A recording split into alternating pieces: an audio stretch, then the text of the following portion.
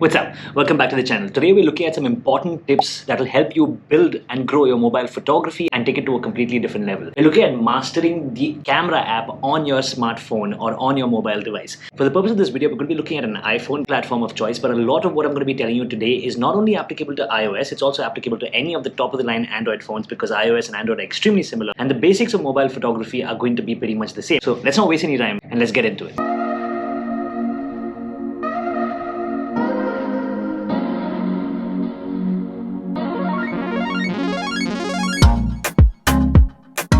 First tip I want to talk about is how you get into your camera really quickly so that you don't miss a moment. Now this is not only applicable to iPhones, it's also applicable to OnePlus devices as far as I know. Once you're on your home screen, you want to swipe to the left. When you swipe to the left, you're going to be directed straight into your camera app. Furthermore, on iPhones particularly, you can also long press the camera icon which is always on your home screen and it's going to take you straight into the camera app. The next step we're going to look at is the settings. Most of the features on smartphone cameras are extremely similar. So when you jump into your settings menu and go into your camera app, one of the first settings that you're going to actually see is record stereo sound. You want to switch that on, and I normally leave that on for the simple reason that the iPhone and most smartphones have a bunch of mics right now on them, and you want to make use of all the microphones available on your smart device if you don't have an external mic, so that you can actually take that audio and fine-tune it post-processing. Next, we're going to go into preserve settings menu. We're going to see your camera mode. Your camera mode has to be switched on. Your creative controls want to be switched on. Your exposure adjustment has to be on at all times. I normally keep Apple Pro RAW on because I prefer shooting in RAW over shooting JPEGs. Not that I'm saying JPEGs are bad, but RAW just gives you a lot more flexibility. And we're going to jump into Apple Pro RAW in just a little bit, so stay tuned for that. And you also want to keep live photo on. Basically, your smartphone has a bunch of computational features, and this computational magic is what helps you get amazing stunners and bangers pointing your phone at a scene and hitting the shutter button. And in order to take advantage of all of that, you want to keep all these features on so that your smartphone can actually apply its algorithms and give you phenomenal pictures straight out of the camera. Now, when you get out of the preserve settings mode, you want to basically look at your grid. Now, if you don't know what a grid is, when you look at your camera screen, you're going to see that you have these horizontal and vertical lines on your screen, and these horizontal and vertical lines will help you to keep your horizon level when you're shooting a scene. It's also going to help you compose a shot a lot better using the rule of thirds. When you're composing an image, you basically divide it into three parts, and you want to keep your subject either in the center or on one of the three parts of your image, and that's basically rule of thirds. And if you have your grid lights on, this is actually going to help you a lot. Of course, you want to be able to scan QR codes on your camera, so you want to keep that option on as well.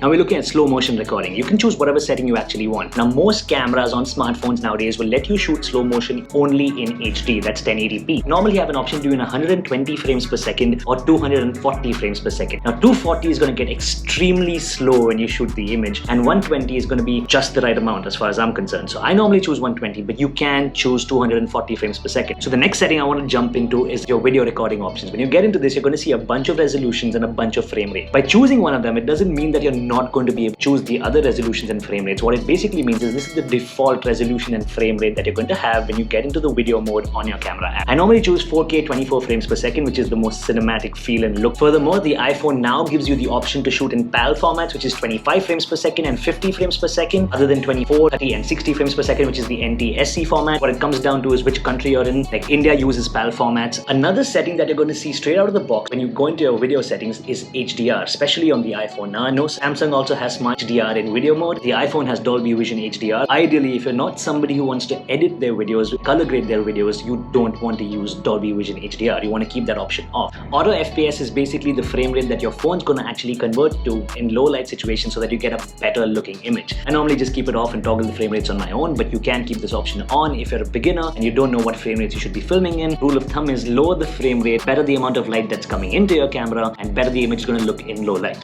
Jumping further into your camera, you want to keep scene detection on, considering the lighting conditions and the area that you're actually shooting in. Furthermore, you want to keep lens correction on so that you can remove any of the distortion with your images. And Smart HDR for photos, I would always recommend you use any HDR, any software-based magic that your phone basically has built in it, because this is what's going to help you get really great images straight out of the camera, like I've told you before. Now the last thing that I want you guys to look at is your formats in which you're going to be recording. My chosen preference is high efficiency. Now high efficiency is good in a way where it lets you shoot high quality photos and videos, but it applies a compression which is basically a video codec of H.265, and it will compress your footage down so as to take less space on your mobile device, giving you a lot more flexibility to go out and shoot more. If you shoot most compatible, it's going to stick to JPEGs and an older particular video codec which is H.264, which is not bad to be completely honest. Furthermore, you want to keep the Apple Pro RAW button here absolutely on at all times, and the main reason for that is because you can get to toggle it on and off within your camera app, and we're going to look at that in just a bit. We're going to look at all the controls available within your camera app. Now when you look at the iPhone camera app, you're going to see a drop down arrow on the top of the screen when you get into the app. Now this is going to open up an entire menu for you. The first thing that you're going to see in the menu is your flash. You can keep your flash on auto, on, or completely off and control it. Furthermore, the next thing you're going to see is your night mode settings. Now night mode on the iPhone ideally turns on automatically and you don't have to do anything. The iPhone will recognize that it's really dark and it'll kick in night mode, but you can also control how long you want to keep the shutter open for night mode by choosing the night mode option. You can also control the night mode using the icon on the top left hand side of your camera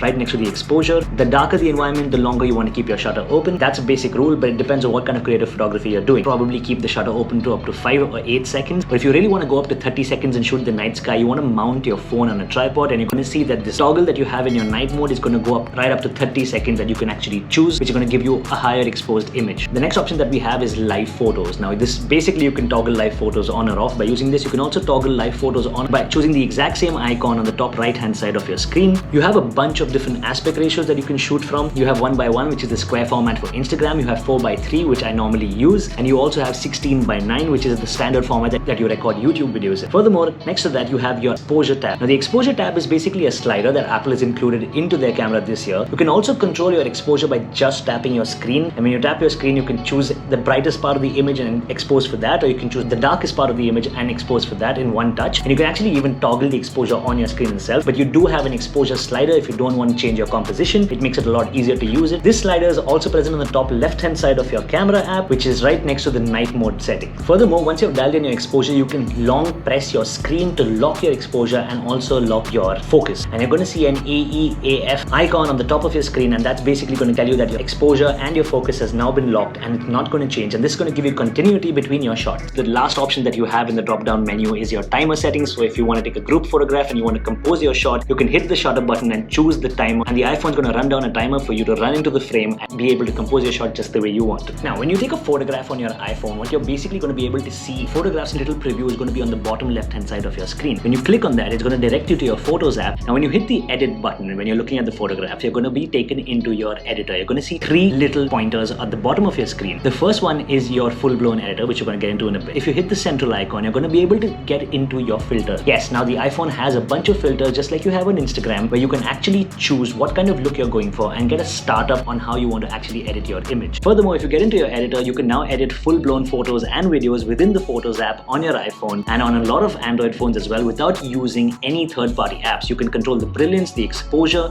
the highlights, the shadows, the vibrance, the saturation. So if you don't want to spend on an editor that's really powerful, you have an editor that's inbuilt on your iPhone right now. The last option that you have, which is the rightmost icon when you hit the edit button, is your crop button. Now when you hit the crop button, it not only lets you crop the image like you want to, you can also change the aspect ratio now. So if you shoot in 16:9 and you actually want to edit to 9:16, or you want to edit to 1:1, you can actually reframe and resize your image within your phone, because the iPhone itself will take care of that for you. I think that's fantastic, because in the past a lot of people had to go to third-party apps to be able to recrop the image for different platforms. While we're looking at controls for the iPhone, you can actually use your shutter buttons on your iPhone when you're shooting in horizontal mode. And when you're doing this, you can actually use the upper shutter button which you have in order to get burst photos, and you can actually hit the lower shutter button for a quick video. For whatever reason, if you're not finding it comfortable to shoot with your fingertips, you can literally just use your shutter buttons, which makes it a lot more convenient for you to shoot because your hands are normally placed right around them. There are certain times when you don't want to mess with the settings, you just want to capture the moment, capture a quick clip for social media. You have the option of tapping your shutter button and swiping to the right. That's going to capture a quick clip, but you're not going to be able to adjust any of the settings. If you want to capture burst photos and you're in a particular location and you don't want to mess with the settings, you can double tap your shutter button and swipe to the left. When you actually do this, as long as you keep holding down the shutter button, it's going to keep shooting continuous photos up to 100+ photos on your iPhone, and this is going to let you capture quick moments without actually adjusting any of the settings. Now in your photo mode, another feature that you're actually going to see is RAW on the top right hand side of your screen. If you remember, we had activated RAW in the settings menu, and that's exactly what I said. You can toggle RAW on or off. Now RAW is only available on the iPhone 12 Pro and the iPhone 12 Pro Max. It's not available on any of the other iPhones. A lot of Android phones do let you shoot in RAW. The reason why I like to keep RAW on is because of the amount of flexibility that you have in your edit. If you're somebody who's just getting into photography, you don't need to keep this feature on. Eventually, when you do want to upgrade your photography skills and you do want to improve on your art, you want to start shooting RAW, because that's when you're going to start editing your own images. And as you can see, it gives you a ton ton of flexibility in post. The difference between RAW and JPEG is basically the fact that JPEGs have very little flexibility in post-processing or editing when you're actually sitting down to edit the picture on your own. The iPhone has something called Apple ProRAW. Basically what ProRAW does is it takes all that computational magic that a normal smartphone would apply to a JPEG and brings it down to your photograph while giving you the flexibility to be able to edit that. Basically the best of both worlds, smartphone photography and pro level photography. Now we look at another feature known as live photo. You switch on live on your iPhone camera. When you hit your shutter button, your iPhone's going to record for a few seconds before and a few seconds after the shutter is actually hit, which basically means you get a couple of more seconds of footage into your image. This feature particularly is really great for any kind of action or any kind of movement, but your live photo is going to look like a standard live image. But when you click on the edit button, you can actually change the cover photo. Once you're done doing that, you get out of edit mode, you swipe up on the live photograph that you've actually just shot. When you do that, you're going to see a bunch of options. The first one's going to be the ability to leave it the way it's been shot as a live photo. The next option is basically loop, where your iPhone, every time you look at that photo, is going to continue to play it in a loop in video format. The next option is known as bounce. Now bounce is extremely similar to a boomerang that you actually make on Instagram. It's going to take certain frames from your photograph, create a video, and it's going to keep bouncing it like you do on a boomerang. And the last option is basically long exposure, which is used in a very niche art form of photography, which is for basically something like me creating light trails when you're shooting cars moving at night. The best part about live photos is the fact that you can actually a live photograph and share it as a video clip by clicking on the share icon in your Photos app and saving it as a video. Now the next mode we're going to talk about is panoramic mode, which is on the right to your photo mode within the iPhone app. It's a really creative tool to have on your camera because it's extremely useful when you're shooting beautiful landscapes as well as travel photographs. It gives you that extremely wide cinematic field of view, which is fantastic. When you get into the app and you're shooting panorama, you're going to see an arrow that points in the direction that you have to slowly move your phone. If the arrow is pointing towards the right, which means you have to start rotating towards the right, you basically can just tap the arrow and start rotating towards the left if that's how you want to actually shoot your panorama. So that's another hack that you have within this feature that's built into the iPhone app. The next option that we're going to be looking at is portrait mode on the iPhone. Portrait mode basically gives a really special look to your smartphone photography where it gives you depth of field. Now if you don't know what depth of field is basically background blur. When your subject is completely in focus but everything behind it is completely blurred out. Basically you can shoot with a telephoto lens or you can shoot with a standard wide lens. Even more impressive with the iPhone portrait mode is the fact that you have different lighting conditions and different lighting simulations built into the app, which you can actually choose before you even shoot a photograph. Now when you take a photograph, you're going to see a certain part of the image is in focus and majority of it is not in focus. You can adjust this even in post by controlling the aperture, which is the f-stop. You're going to see the F icon on the top right hand side of your screen. If you tap it, you're going to see this image was shot in f4.5. That's basically the aperture. Now this is not actually controlling the real aperture of your iPhone. What it's actually doing is it's simulating the aperture of your iPhone. What you can basically do is if you want to get more of your photograph in focus, you increase the aperture from f4.5 going to f16 and you're going to see more and more of your image comes into focus. But if you want more blur, you're going to go from f4.5 to down to f1.4, which is the widest your aperture can actually open. The f-stop controls the depth of field, and that's what you need to remember. And you can get extremely creative with your photography by just controlling this much. If you want to understand more about aperture, ISO and shutter speed, do hit me up in the comment section. I would love to make a video on that.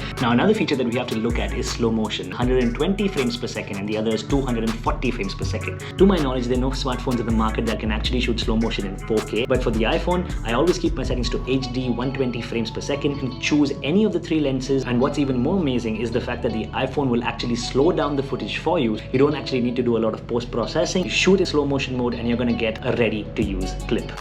So that's all from me for today. I hope you enjoyed this tips and tricks video. If you want to know more about mobile photography, more about mobile videography, definitely hit that subscribe button. Leave me a comment in the comment section and let me know what tutorials you guys actually want to see. Thanks for watching another episode of Essential Tech. That's all we have for today. We're going to be covering video specs as well as how to shoot amazing video on your smartphones in the near future. I'd suggest you stay tuned for that, and also more on Dolby Vision HDR in the future so that I can help you create your own workflow. See you next time. Hit that subscribe button. This is Nitin Chawla.